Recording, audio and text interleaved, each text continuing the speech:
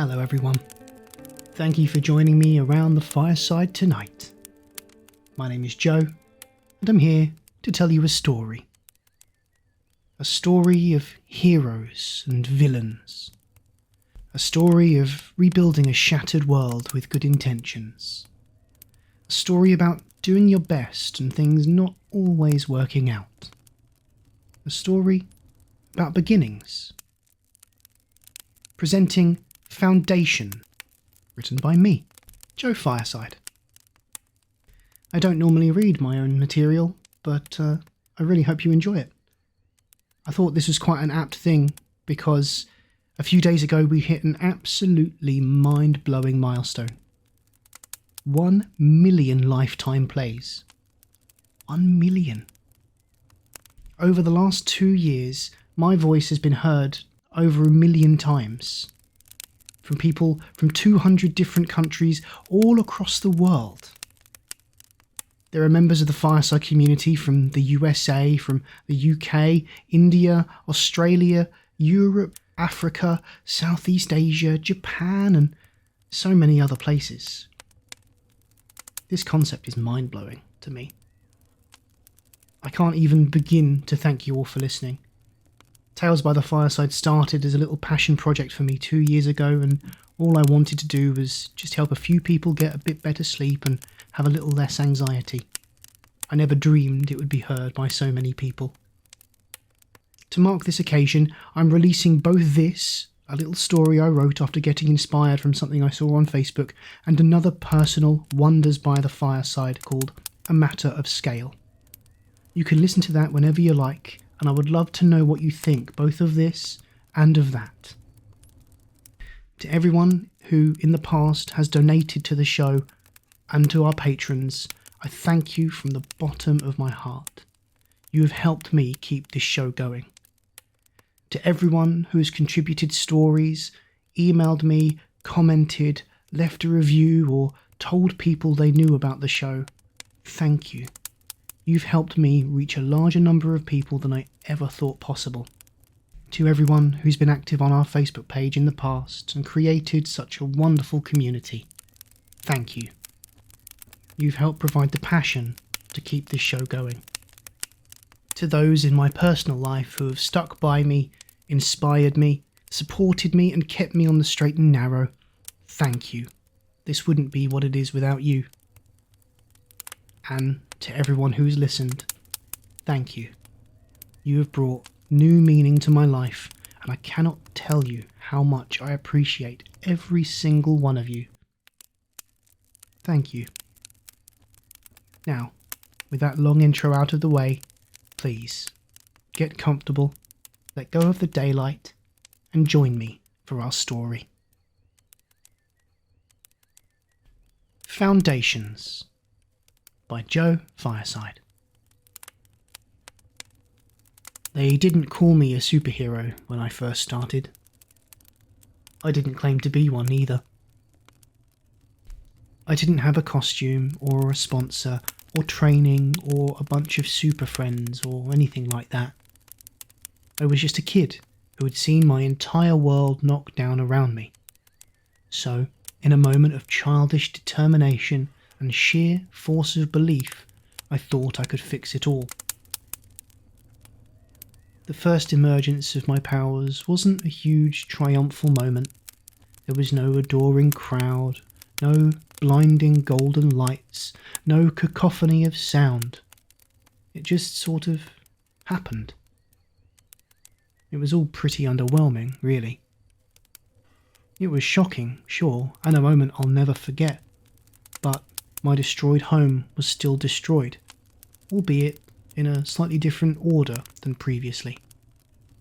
I had somehow managed to rearrange the ruins into some form of coherent structure, somewhat vaguely resembling a house. Then it just crumbled into a pile of rubble again. Moving and recombining stone and earth and steel doesn't matter if you don't know anything about how to stack things up so they don't fall over again. My first attempts all crashed right back down. Force of belief does not always equal positive results. That was my first lesson. Even when I got good at what I did, they still didn't call me a superhero.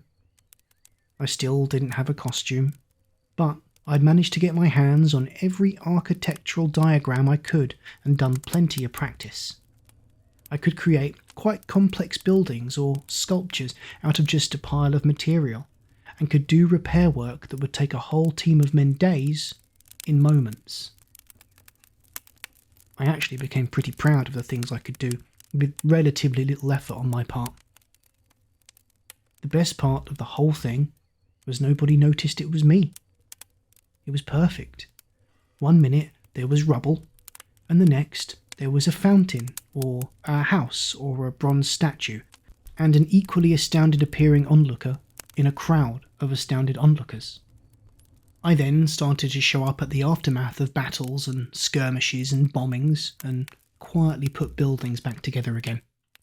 I think, looking back, this was my happiest time. I had no pressures, internal or external, affecting me. I could just do good things for ordinary people. I still remember the way that family looked at me.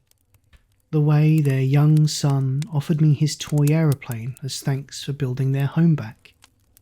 It wasn't built the same, but they didn't care. They were happy. I still have that aeroplane in my buried trunk. But it still wasn't right. I had the ability to do so much more. I was restricted to just doing a small house here, a road there, one at a time. I couldn't do much more if I didn't have the exact diagrams for the buildings that were demolished, if the city planners didn't let me have them. All I could do was cobble something crude together. So, I stitched together some costume, something bright and colourful that would catch the attention of the cameras on the scene afterward as I tried to work. I made a point of being obvious as opposed to secretive, and even went so far as to make some mini pyrotechnics for extra pizzazz. "Look, someone is putting those houses back together." The effect was instantaneous and breathtaking, and irreversible. The moment I had grabbed public attention, there were requests for interviews, think pieces and talk shows, each one giving me the platform to ask for the help I so desperately needed.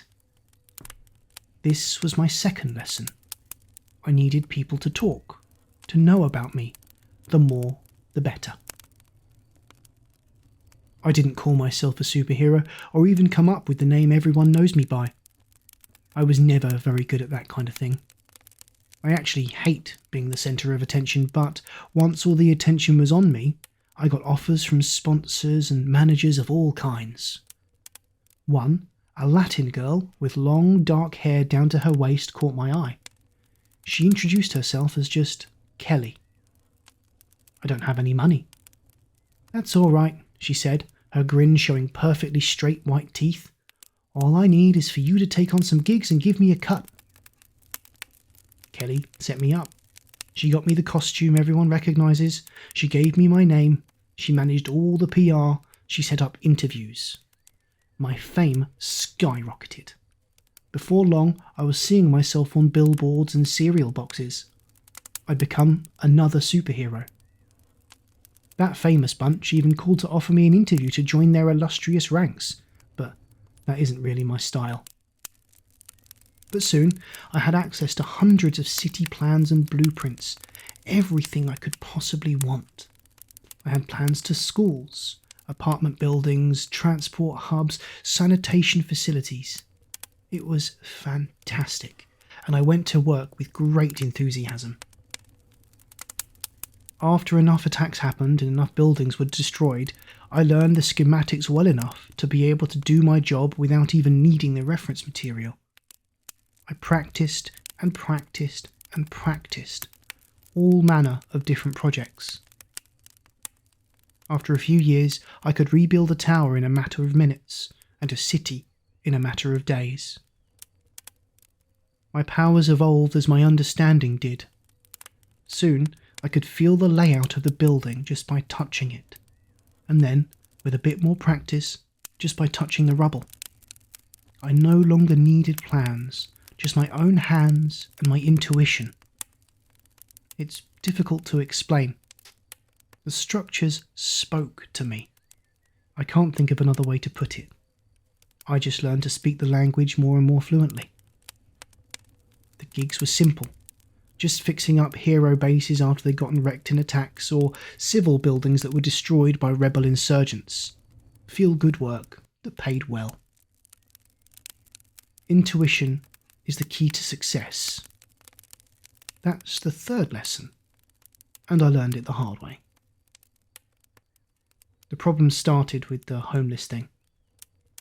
I was between projects and itching to use my skills more. Creating homes for the homeless seemed like the perfect feel-good project to flex on. It was for the first few weeks. Then came the backlash. City dwellers crying foul, saying they hadn't agreed to an enormous den of undesirables in their back gardens. There were protests, the mums of suburbia holding up signs about drug dealers and criminals. In the end, it wasn't my choice. Eventually, the city mandated that I deconstruct my shelter, or they would do it for me. Regretfully, I took it down. I did not look in the eyes of the people that had sheltered there, as they had to leave and go on their way. It felt wrong. Very wrong. It was the same story in every area I tried to build shelters in afterwards. "Can we just buy the land to build them houses?" I asked Kelly. She clicked her perfect teeth. "Sorry. There are laws against building new things in the city. You need council approval to start a new construction project." "Why?" "Well, there are already too many empty houses," she said, matter-of-factly. I stared. "What? Then let's just buy those and put people in them." "You don't have that much money," she pointed out. "Not when you've been giving it away every year. Also, it's not a very sound business move, and it wouldn't do as much good as you think. Just think of the effect on the market and your bank balance." That's not why I fired Kelly, but it was the first time I thought of it. Opinions started to turn against me when I began using my interviews and platform to talk about this problem, to demand permission to build or otherwise help. Exasperation turned to hostility when I started to reshape the landscape to be kinder to the unhoused, when I created caves in parks where people could easily shelter, or made every bench large and soft so that anyone could have a place to sleep. They really didn't like that. Laws and policies passed, all regulating the number of alterations one was allowed to make to public property, about how many changes I was allowed to make as I was reconstructing a city. The fines for going off plan and making alterations started to pile up and up. Firing Kelly didn't help. My good reputation was as much her work as mine, but after what she said about me, I couldn't. I just couldn't. I learned not to read the scathing opinion pieces on me. That was the hardest lesson yet.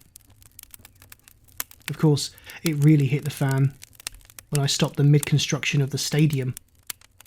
The dispossessed families, hundreds upon hundreds of them, cowering and living in squalor in a makeshift shanty town, disease and malnourishment running rampant among them. It made me sick.